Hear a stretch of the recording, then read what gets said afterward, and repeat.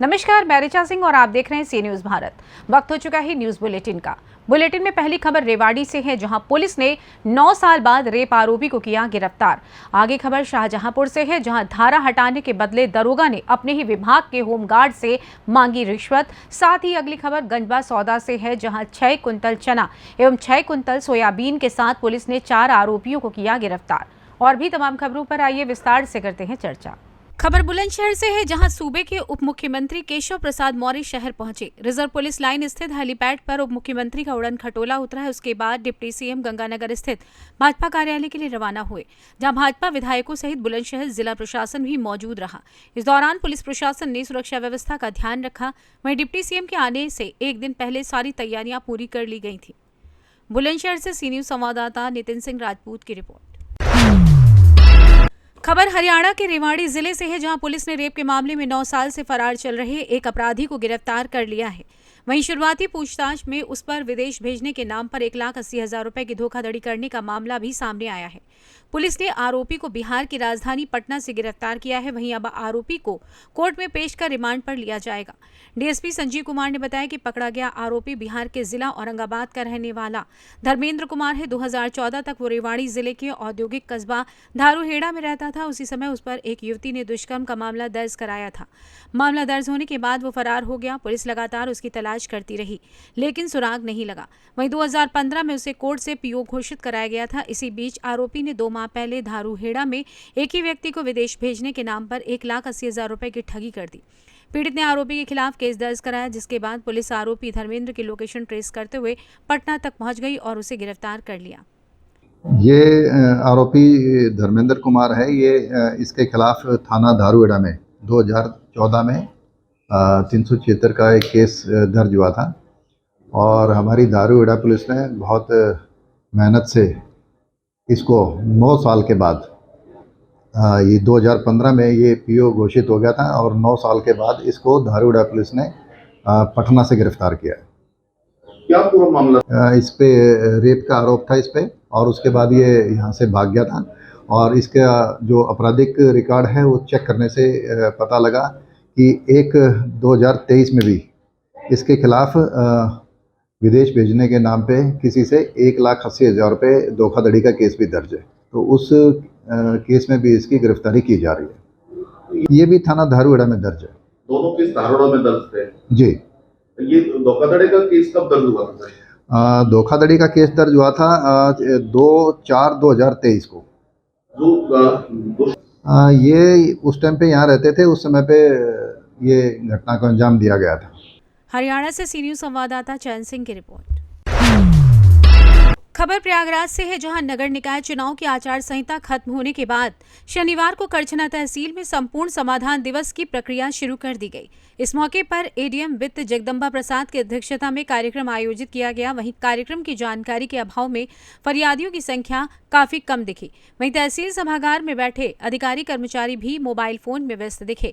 कौदियारा थाना संबंधित शिकायत पर एडीएम द्वारा थाना प्रभारी को आवाज लगाई गई, लेकिन कोई भी पुलिसकर्मी मौजूद नहीं मिला, जिससे एडीएम वित्त एवं राजस्व जगदम्बा प्रसाद ने नाराजगी जाहिर करते हुए एसीपी कौदियारा से इस विषय पर फोन से बातचीत करते हुए कौदियारा थाने से करछना तहसील पर आयोजित संपूर्ण समाधान दिवस के लिए नियुक्त किए गए पुलिसकर्मी से जवाब मांगने की बात कही।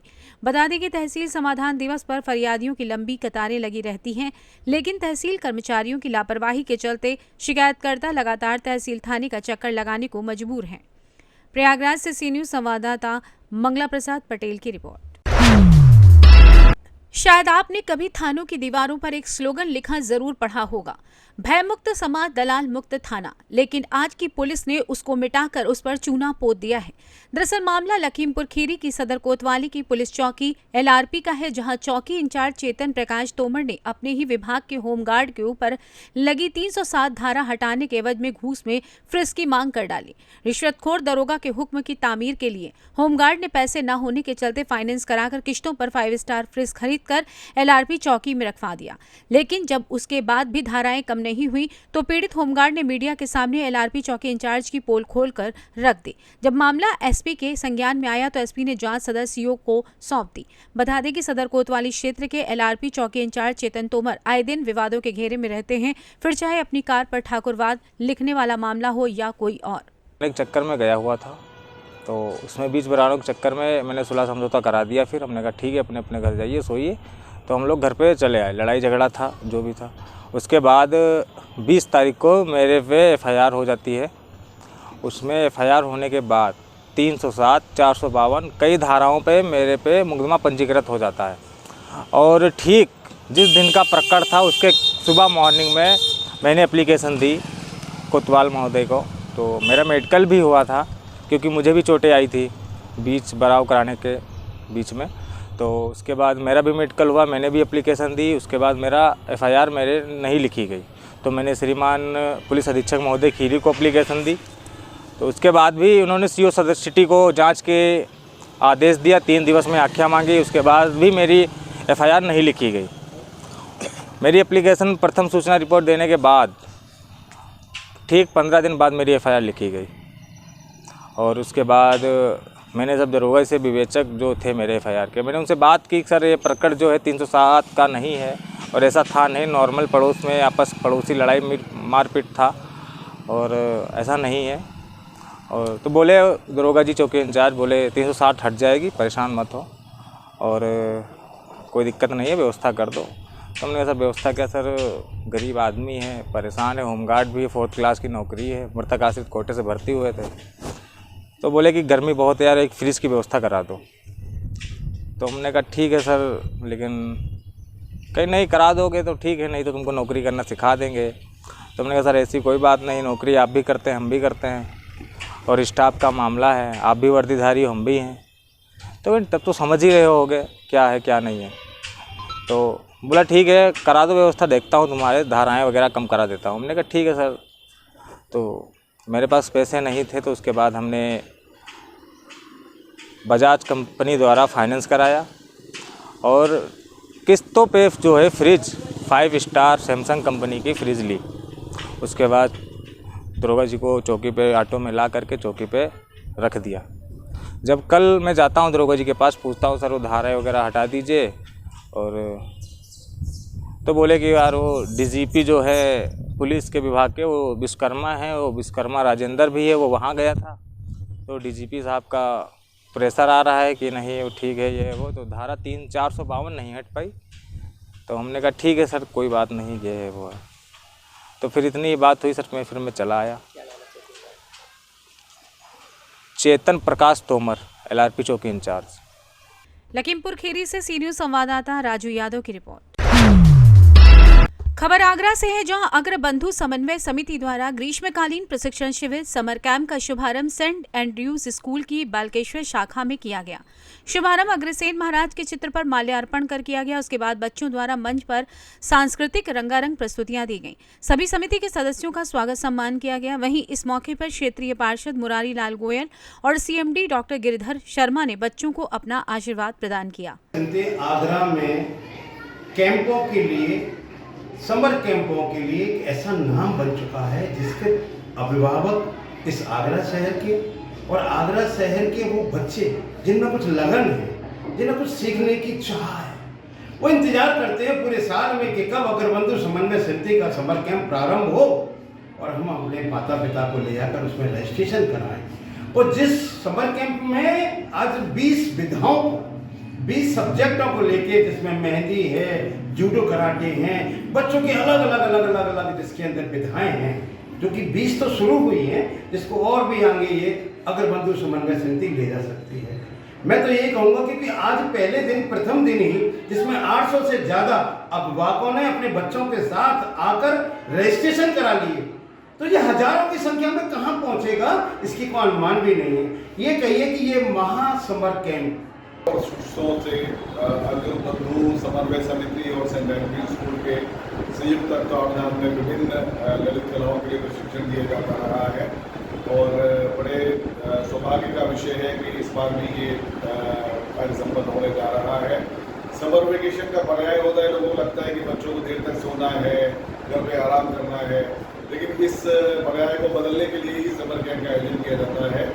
हमारा जीवन जीना भी एक कला है, और इस कला को और कुशलता से दिया जाए, इसी में समाज का भला है। मैं समझता हूँ कि जो भी बच्चे यहाँ पर आते हैं, जो भी लोग यहाँ पर आते हैं, ये अपने जीवन को और उपयोगी बनाने के लिए ऐसी विविध ललित कलाएँ सीखते हैं जिनसे हमारा जीवन और सुगम हो जाता है। और ये भाव जीवन भर चलता है कि जो चीज़ हमें आती है वो हम दूसरे लोगों को बताएं और समाज को उसका लाभ पहुँचाएँ। आगरा से सी न्यूज संवाददाता अनुज उपाध्याय की रिपोर्ट। खबर अम्बेडकर नगर के मालीपुर से है, जहां तेज रफ्तार बुलेरो अनियंत्रित होकर एक घर में घुस गई, जिसकी चपेट में आने से एक अधेड़ महिला की घटनास्थल पर ही मौत हो गई। वहीं मौत की खबर सुनते ही सैकड़ों की तादाद में महिला व पुरुष घटनास्थल पर इकट्ठा हो गए। परिजनों का रो रो कर बुरा हाल है। बता दें कि घटना सुरहुरपुर पंजाब नेशनल बैंक के पास शुक्रवार को घटित हुई, जहां सुरहुरपुर से शाहगंज की तरफ एक तेज रफ्तार बुलेरो जा रही थी। जब वो पंजाब नेशनल बैंक से पहले पहुंची तो शराब के नशे में चालक बुलेरो संभाल नहीं पाया और बुलेरो नाली कूदते छप्पर युक्त मकान में घुस गई और छप्पर नीचे गिर गया, जिससे महिला शीला मौर्य की घटनास्थल पर ही मौत हो गई। वहीं सूचना पर पहुंचे पुलिसकर्मियों ने शव को पोस्टमार्टम के लिए भेजने का काफी प्रयास किया, लेकिन ग्रामीण नहीं माने। वहीं गाड़ी का चालक मौके से फरार हो गया। क्या नाम है आपका? सुशीला देवी। क्या दिक्कत आई, क्या परेशानी है? अब सर यही दिक्कत आई, मैंने विदेश भेजने के नाम पे बच्चे से हमारे पैसा ले लिया एजेंट शकील अहमद। कितना रुपया? 1,53,000 रुपया। किसने लिया? शकील अहमद। शकील अहमद का? मछली गांव के रहने वाला है। फिर भेजा उसने विदेश? नहीं, नवंबर में बोल रहा था भेजने के लिए, अक्टूबर में लिया, नवंबर में बोला कि भेज देंगे। इसके बाद बोला कि इमिग्रेशन में चला गया आपका कागज़, आपको जनवरी में भेजेंगे। और जनवरी के बाद बोल रहा था अगर जनवरी में नहीं भेजेंगे तो आपका पैसा वापस कर देंगे। जनवरी क्या सर, मई भी आ गया और पैसा आप मांगते हैं तो क्या कहता है? 5 तारीख तक फ़ोन उठा रहा था, इसके बाद फ़ोन ही नहीं उठाता। आपने क्या किया फिर हमने एप्लीकेशन डाला। किस थाने में? सम्मनपुर थाने में। कुछ हुआ? कुछ नहीं हुआ सर। कब डाला था एप्लीकेशन? 14 मई को। क्या चाहती हैं आप? सर वो पैसा वापस कर दे, नहीं तो हमारे खेत बाड़ी सब बिक जाए तो बच्चे कैसे हमारे जीवन यापन करेंगे। खेत रेहन रखा था क्या? जी, एग्रीमेंट कर चुके हैं। अम्बेडकर नगर से सी न्यूज संवाददाता ब्रह्म प्रकाश तिवारी की रिपोर्ट। खबर बदायूं से है, जहां गंगा एक्सप्रेस पर काम कर रहे मजदूर को डंपर ने रौंद दिया, इससे मौके पर उसकी दर्दनाक मौत हो गई। वहीं घटना के बाद से परिजनों में कोहराम मचा है। सूचना मिलते ही मौके पर पहुंची थाना वजीरगंज पुलिस ने डंपर को कब्जे में लिया। वहीं डंपर चालक मौके से फरार हो गया। कहाँ रहते हो? कंजुआ। क्या मामला हुआ था? ये मामला ये होता, मेरा भाई काम करता था इस कंपनी में, तो वो धागा बांध रहा था उसका लेवल का, और एकदम डंपर आया। डंपर वाले ने जानबूझ के ही उसमें सामने से ही टक्कर मारी। और टक्कर मारने के बाद वो गिरा और ज़मीन में घुस गया। उसके बाद में वहाँ जो हमारा दूसरा भाई था उसने देखा कि हमारा भाई मर गया, तो उसके बाद में भाई भागा तो उसने देखा कि गला पड़ा है, एक टांग ऊपर है। तो उसके बाद में दूसरा डंपर वो आया बोलेरो वाला, वो बोले इसमें गाड़ी में डाल दे ये डेड बॉडी को और हम अस्पताल ले जाएंगे। इतने में वो भी जब हमारे गांव के पहुंच गए लोग तो इतने में भाग गया छोड़ के बोलेरो भी। अच्छा, ये कौन सी कंपनी है? ये MS इंफ्रास्ट्रक्चर। अच्छा, हाँ, मथुरा की है। अच्छा, ड्राइवर का क्या नाम है? ड्राइवर का नाम विजेंदर और कश्यप है जाति का। गाड़ी नंबर बताए? गाड़ी नंबर UP 85 CT और गाड़ी नंबर नहीं मालूम? हाँ मालूम है, UP 85 CT